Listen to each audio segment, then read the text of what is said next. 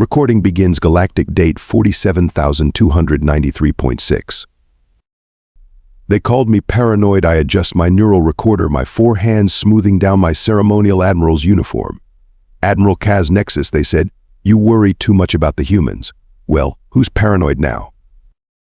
I pause, watching the holographic display showing another world, beautiful Centauri Prime vanishing in a flash of sickly green light.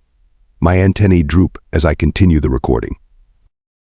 For the historical archives, I should start at the beginning. 3 solar cycles ago, we detected an anomaly at the edge of the Andromeda Arm. Our sensors registered it as a simple spatial distortion. Nothing unusual in the vastness of space. Right? Wrong. By the time we realized what we were dealing with, 5 colony worlds had gone dark. The emergency alarms of Brightstar 7 space station howl in the background. I can hear the panic in the corridors outside my office. The council is gathering, but they're too late. They're always too late. Computer, display casualty count. Numbers flash across my screen. Billions. Gone in an instant. Not killed, simply erased, as if they never existed. My third heart nearly stops at the sight. Emergency council meeting in 5 minutes, the station AI announces, its usually calm voice carrying an edge of fear.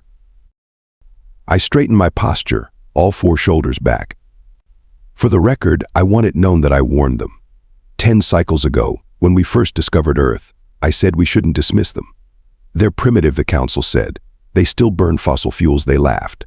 They fight among themselves, they scoffed. The door chimes. Council chairperson Lyra Brightwing enters, her bioluminescent markings pulsing with anxiety. Kaz, it's time. I nod, but keep recording. Yes, they fight among themselves. That's exactly why we need them now. Because anyone who can survive their own nature, who can thrive despite their endless internal conflicts, they might be our only hope against what's coming. The Grand Council chamber is packed. 200 of the galaxy's finest minds gathered in terror. The normally pristine white walls seem dimmer today, as if the very station senses our dread. Representatives from 50 species fill the tiered seating, their combined universal translator creating a subtle hum in the air. The entity has breached the outer defense line, announces High Commander Rick Stormwind, his holographic form flickering above the central podium. Our most powerful weapons pass straight through it. Conventional physics seems meaningless in its presence. Murmurs of despair ripple through the chamber. I stand, my voice cutting through the noise. There is one species that specializes in defying physics, I say. One race that takes pride in achieving the impossible. No council member pack, swift-wing scales flash warning colors. The humans are quarantined for a reason. I play my final card. The entity will reach Earth eventually. Don't they deserve a chance to fight? And more importantly, don't we deserve a chance to survive? Silence falls. In the quiet, another alarm sounds, another world gone dark. The human's Lyra Brightwing speaks slowly, her markings now a deep purple of resignation. They have a saying, fight fire with fire. Yes, I reply. And they have many more sayings about fighting. That's exactly why we need them. The vote is quick. Desperate times breed desperate measures. As I prepare the first contact team, I make one final record entry. To whoever finds this, know that we tried everything else first. But when faced with an impossible enemy, we chose to ally with those who specialize in achieving the impossible. May the universe forgive us for what we're about to unleash. I pause the recording, watching the first contact vessel power up. Computer, add personal note: if we survive this, I'm going to need a drink. Several drinks, preferably something as potent as human whiskey. The ship launches, carrying our desperate plea to Earth. Those poor fools have no idea what's coming. Then again, neither does the entity that's about to meet humanity. Recording ends. Recording resumes. Galactic date 47,293.8. Ambassador Ryle Starweaver's personal log, supplementing Admiral Nexus's records. We've just entered the Sol system, and I'm already regretting accepting this mission. The humans have detected us. Their response: launching something they call pizza to welcome us. I'm told it's not a weapon. But given humanity's reputation, I remain skeptical. The massive view screen of the diplomatic vessel Starseeker shows Earth growing larger. A swarm of small ships surrounds us, their escort, they claim. I count at least 50 vessels, all armed. So much for a peaceful welcome. Approaching Earth defense perimeter, announces our pilot, First Officer Talamoon Whisper. They're hailing us. Again. I straighten my ceremonial robes. On screen, the human who appears makes several of our crew gasp. They've been briefed about human appearances, but seeing one is different. Commander Andrea Blake stands with a confidence that borders on arrogance, her dark skin contrasting with the pristine white of her uniform. Most unsettling are her eyes. They seem to look right through our carefully practiced diplomatic facades. Ambassador Starweaver, she says, pronouncing my name perfectly. Welcome to Earth. I trust our pizza delivery found you well. Yes, Commander Blake. Though I must admit, we're still analyzing it for tactical purposes. She laughs. The sound makes my antennae vibrate. It's just cheese, tomato sauce, and dough. Although I'd avoid the pineapple one. That's controversial even among humans. Behind me, our science officer frantically notes down this information about pineapple as a potential source of human conflict. Commander, I say, trying to steer the conversation back to our mission. We request immediate audience with your United Earth Command. The situation is... An alarm blares. Officer Moon Whisper's hands fly across her console. Ambassador, the entity, it's just erased the Proxima Centauri colony. Blake's expression shifts instantly from diplomatic pleasantry to military focus. What entity? I send the data package we'd prepared. Watching Blake review it, I see something that chills all three of my hearts. She's smiling. Clear all channels, she barks. Get me General Marcus Thompson and Director Sophia Patel. Now. The next hours pass in a blur. We're escorted to their orbital command station, a surprisingly elegant structure for such a warlike species. The human leaders gather quickly, their efficiency and crisis matching anything I've seen in the Galactic Council. General Thompson, a scarred veteran with silver hair, studies our tactical displays with disturbing enthusiasm. Director Patel, her augmented eyes glowing softly, processes data faster than our AI assistants. Commander Blake paces, asking questions that cut straight to the heart of our predicament. Let me get this straight, Blake says, interrupting my careful diplomatic presentation.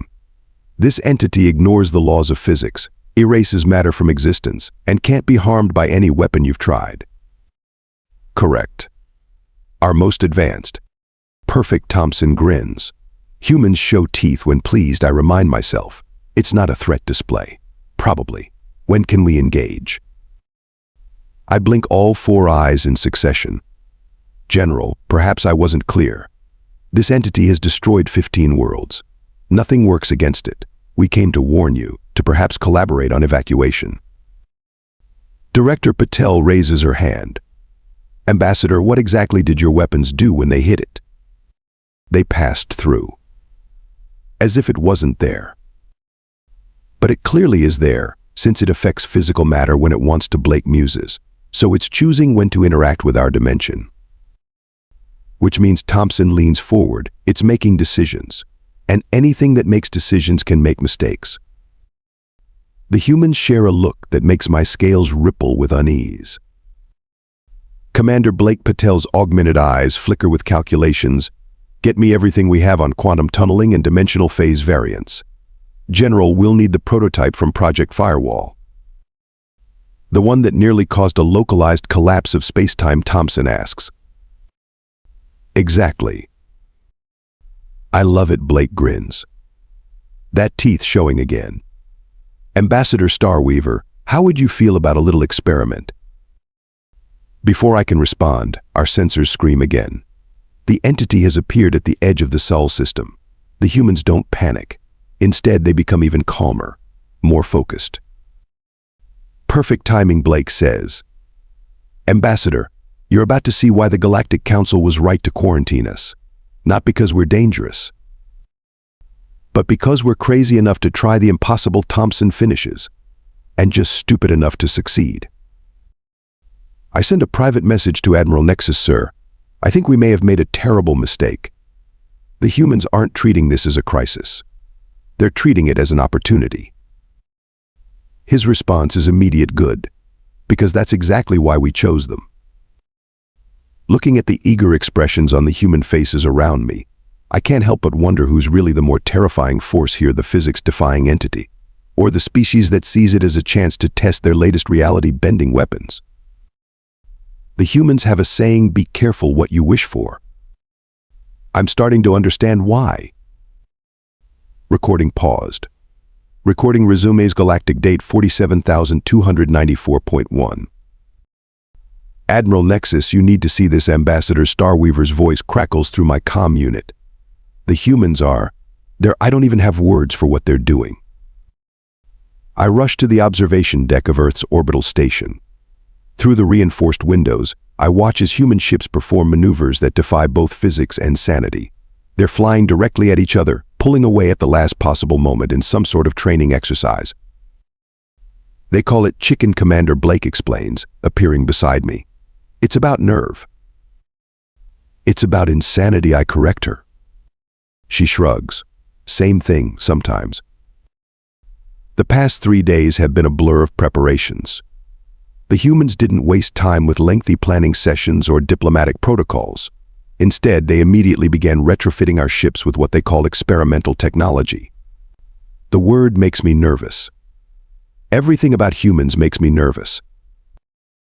Look at this. First Officer Moonwhisper bursts into the room, waving a data pad.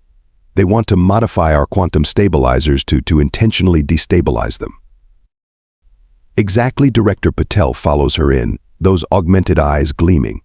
If the entity exists partially outside normal space-time, we need to match that state. Think of it like learning to swim by jumping into the deep end. But you might drown, I point out. Or learn to breathe underwater, Blake counters. We won't know until we try. The next scene unfolds in their training facility, where human soldiers are teaching our crew hand-to-hand combat.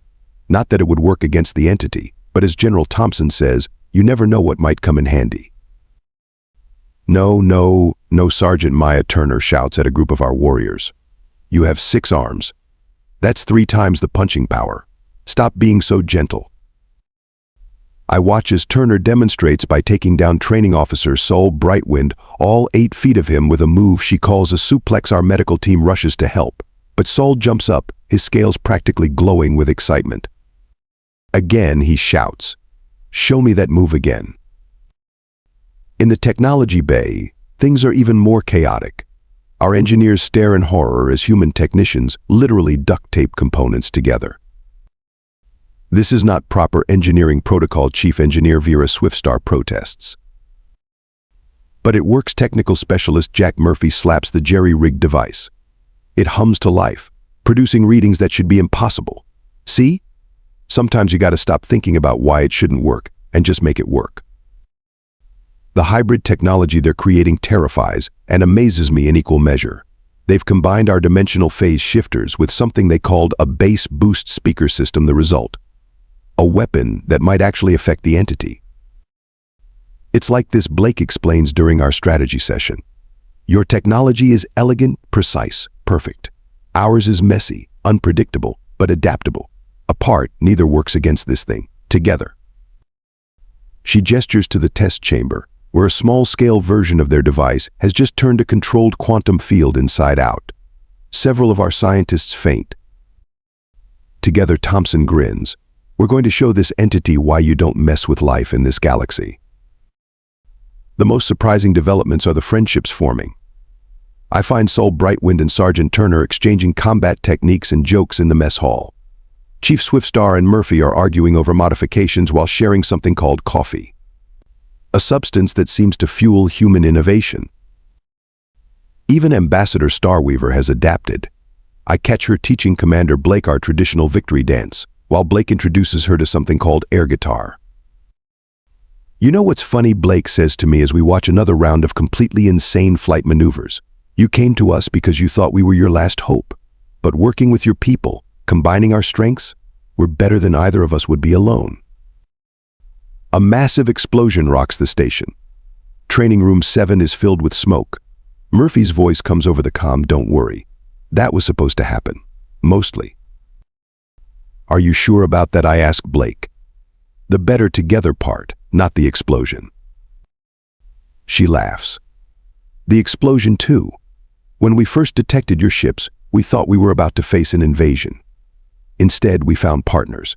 And speaking as someone who's studied Earth's military history, partners are how we win our biggest battles." The station's AI announces entity approaching outer defense perimeter. All personnel to battle stations. Blake's expression turns serious. "Time to test our theory. Ready to make history, Admiral." "You mean ready to break several laws of physics and probably a few of thermodynamics?" "Exactly." "May the stars help us all," I mutter, but I'm smiling too. The human's madness is infectious. As our combined fleet moves into position, I record one final note to any future historians: what you're about to witness is either the greatest achievement in galactic history or the most spectacular failure. Either way, I blame the humans and thank them. Recording paused. Recording resumes. Galactic date 47,294.3. All ships, battle positions. Commander Blake's voice cuts through the command channel. "Remember the plan." "What plan?" I ask from my position on the flagship bridge. "The one where we fly straight at the reality-ending horror, or the part where we blast it with speakers playing something called dubstep?" "Both," she replies cheerfully. "Task Force Alpha, take formation." The entity looms ahead of us, a writhing mass of not quite there darkness that hurts to look at.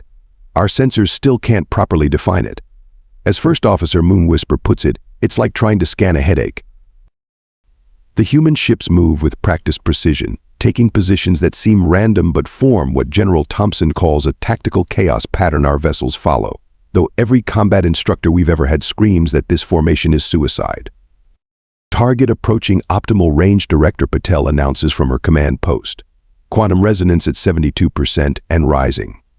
"Murphy, how's our base drop coming along?" "Ready to shake the fabric of reality." Boss Murphy's voice crackles with static. "Fair warning though, this might make everyone's teeth vibrate, and possibly turn some colors inside out." I watch the tactical display as the entity notices us. It moves like liquid darkness, flowing through space in ways that make my navigation officers whimper. Then it does something new. It stops. How Blake shouts. It's confused. "Plans working, people. Execute Operation Headbanger." The first wave of human ships breaks formation, charging straight at the entity, while broadcasting an unholy combination of frequencies. Our modified sensors pick up quantum fluctuations that shouldn't be possible. The entity ripples. "It's working," Ambassador Starweaver sounds shocked. "It's actually working." Then everything goes wrong. The entity splits into multiple segments, each one targeting a different ship. 3 human vessels vanish instantly. Our carefully planned formation scatters. "Maintain positions," Thompson barks. "This is exactly what we expected." "You expected this?" I demand. "We expected it to fight back," Blake explains. "Murphy, Plan B." "You mean the really stupid one?" "That's the one."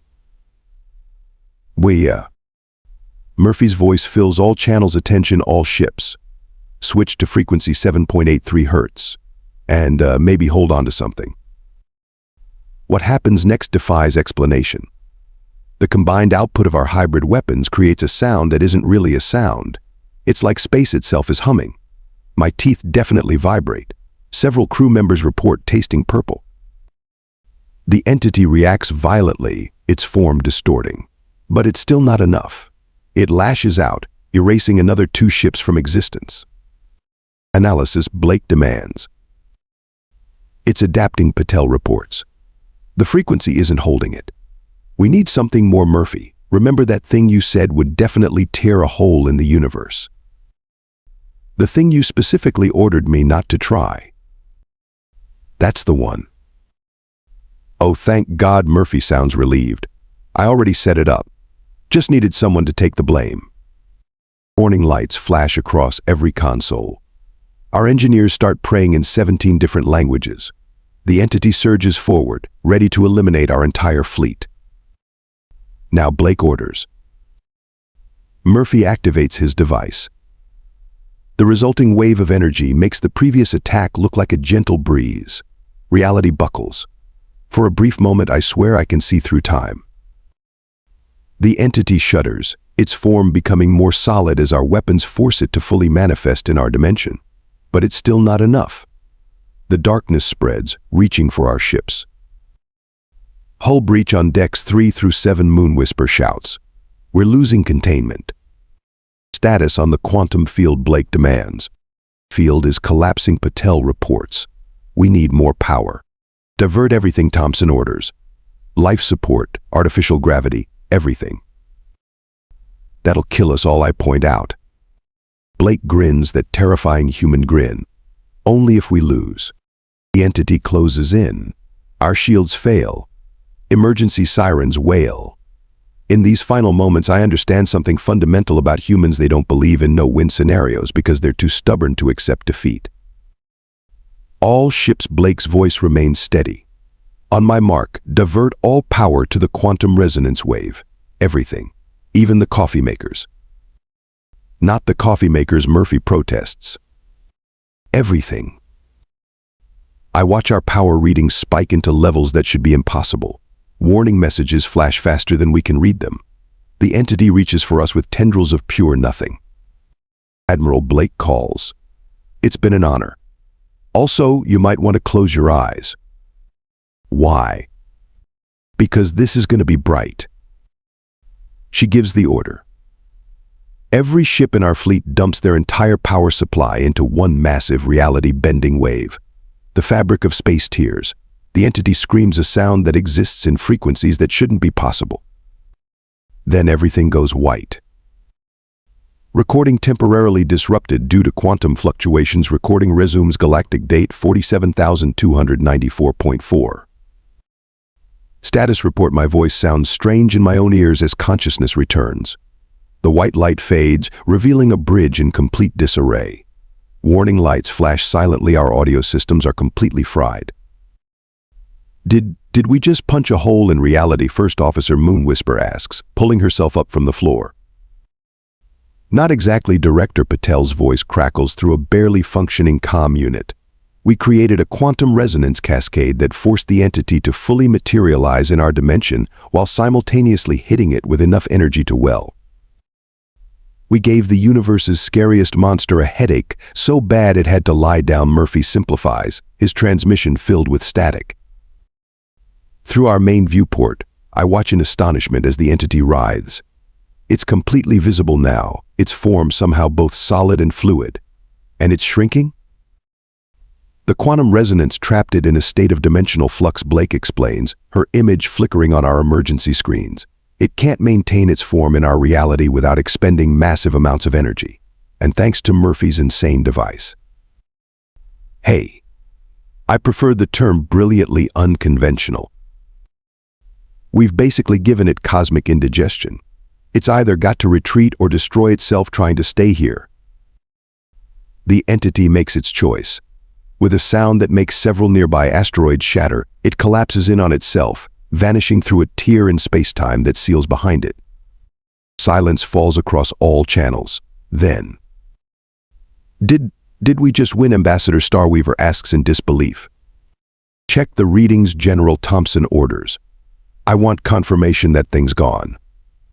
Our sensors, those that still function, show no trace of the entity.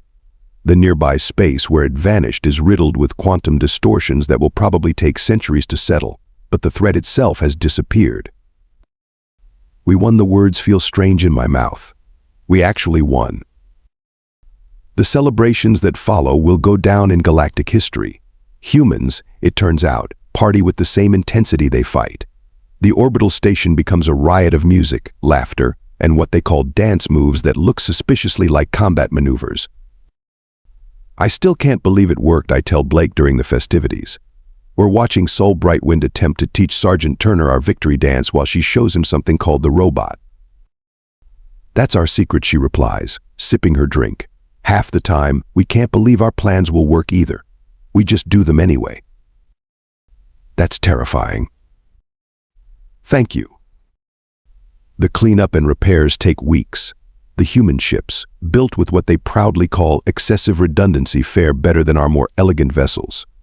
Murphy spends the time collecting data, excitedly babbling about revolutionary breakthroughs and probably not destroying the universe. Director Patel's final report to the Galactic Council causes several members to need medical attention. The humans, she explains, didn't just drive off the entity, they proved it could be hurt. More importantly, they showed that the impossible was merely improbable. You know what the real victory is, General Thompson tells me as we watch the combined fleet prepare to head home. Not beating that thing, it's what comes next. What do you mean? Look around, he gestures to where human and alien crews work seamlessly together. A month ago, your people thought we were too dangerous to contact. Now we're trading technology, sharing stories, planning joint defense strategies. That entity didn't just bring us together, it showed us why we need each other. He's right. The Galactic Council has already voted to end Earth's quarantine. Human innovations are being studied by our scientists, while their engineers excitedly adapt our technology. There's talk of exchange programs, joint military exercises, and something called interstellar food festivals. Just promise me one thing, I tell Blake during our farewell ceremony. Next time you have an idea that might tear a hole in reality, you'll be the first one I call, she grins. Someone has to keep us from going too far. And someone has to push you to go far enough, I admit.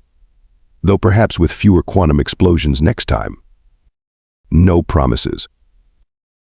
Final recording entry, galactic date 47,295.0.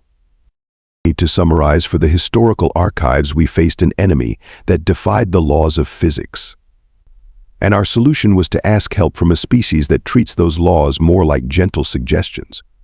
The humans didn't just save us, they changed us. They showed us that sometimes the best answer isn't the most elegant one, but the one crazy enough to work. The entity may return. If it does, we'll be ready. Our weapons now incorporate human unpredictability. Our tactics include what they call thinking outside the box, though I'm still not sure what the box is or why we should avoid thinking inside it. More importantly, we've gained allies who view the impossible as a personal challenge. The same qualities that made us fear humans, their adaptability, their tenacity, their willingness to try absolutely ridiculous solutions, are exactly what we needed. Final note, I've been invited to Earth for something called a backyard barbecue. I'm told it involves intentionally burning food, loud music, and something called dad jokes. After facing down an entity that nearly destroyed reality, I should be terrified. Instead, I find myself looking forward to it. Perhaps that's the most surprising effect of working with humans. They make the terrifying seem fun, and the impossible seem possible. Though I'm still not trying the pineapple pizza. Admiral Kaz Nexus, signing off. Recording ends.